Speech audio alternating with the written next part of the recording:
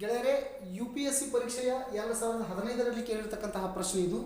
ಒಂದು ಪರೀಕ್ಷೆಗೆ ಕುಳಿತ 130 ವಿದ್ಯಾರ್ಥಿಗಳ ಪೈಕಿ 62 ಜನ ಇಂಗ್ಲಿಷ್ನಲ್ಲಿ, 52 ಜನ ಗಣಿತದಲ್ಲಿ ಹಾಗೂ 24 ಜನ ಎರಡೂ ವಿಷಯಗಳಲ್ಲಿ ಅನುತ್ತೀರ್ಣರಾಗಿದ್ದಾರೆ, ಅಂದರೆ ಫೇಲ್ ಆಗಿದ್ದಾರೆ. ಹಾಗಾದರೆ ಎರಡೂ ವಿಷಯಗಳಲ್ಲಿ ಪಾಸಾದ ವಿದ್ಯಾರ್ಥಿಗಳ ಸಂಖ್ಯೆ ಎಷ್ಟು ಎನ್ನುವುದು ಪ್ರಶ್ನೆ. ಇಲ್ಲಿ ನೋಡಿ, ಇಂಗ್ಲಿಷ್ನಲ್ಲಿ ಫೇಲ್ ಆದವರು 62 ಜನ, ಹಾಗೆ ಗಣಿತದಲ್ಲಿ ಫೇಲ್ ಆದವರು 52 ಜನ, ಈ ಎರಡೂ ವಿಷಯಗಳಲ್ಲಿ ಫೇಲ್ ಆದವರು 24 ಜನ. ನೋಡಿ, ಇಂಗ್ಲಿಷ್ ಮತ್ತು ಗಣಿತ ಎರಡೂ ವಿಷಯಗಳಲ್ಲಿ ಫೇಲ್ ಆದವರ ಸಂಖ್ಯೆಯನ್ನು ನಾವು ಕೂಡಿಸೋಣ. ಇದೆಷ್ಟಾಗುತ್ತೆ? 114. 114 ಜನ ಇವರೇನು 62 ಇಂಗ್ಲಿಷ್ನಲ್ಲಿ ಮತ್ತು 52 ಗಣಿತದಲ್ಲಿ ಫೇಲ್ ಆಗಿರತಕ್ಕಂಥ ವಿದ್ಯಾರ್ಥಿಗಳ ಸಂಖ್ಯೆ. ಈ 24 ಜನ ಏನಿದ್ದಾರೆ ಎರಡೂ ವಿಷಯಗಳಲ್ಲಿ, ಅಂದರೆ ಇಂಗ್ಲಿಷ್ನಲ್ಲಿಯೂ ಫೇಲ್ ಆದವರಲ್ಲಿ ಇವರ ಹೆಸರಿದೆ, ಗಣಿತದಲ್ಲಿ ಫೇಲ್ ಆದವರ ಲಿಸ್ಟ್ನಲ್ಲಿಯೂ ಇವರ ಹೆಸರಿದೆ. ಹೀಗಾಗಿ ಈ 24 ವಿದ್ಯಾರ್ಥಿಗಳನ್ನು ಮೈನಸ್ ಮಾಡೋಣ.